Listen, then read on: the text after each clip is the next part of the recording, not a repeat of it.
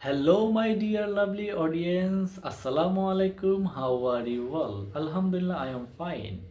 তো আজকে খুব সহজে কিছু ইংলিশ আপনাদের সাথে শেয়ার করব, যেমন আমাকে যেতেই হবে, আমাকে করতেই হবে, আমাকে শুনতেই হবে, আমাকে শিখতেই হবে। তো খুব সহজে ইংলিশে বলা যায়, আপনাদের সাথে আজকে শেয়ার করব। তো শুরু করা যাক। Let's start. আমাকে শুরু করতেই হবে। I have to start. তোমাকে শুরু করতেই হবে। You have to start. তাকে শুরু করতে হবে। He has to start. আমাকে রান্না করতেই হবে। I have to cook. তোমাকে রান্না করতে হবে। You have to cook. তাকে রান্না করতে হবে। He has to cook. আমাকে ইংলিশ জানতেই হবে।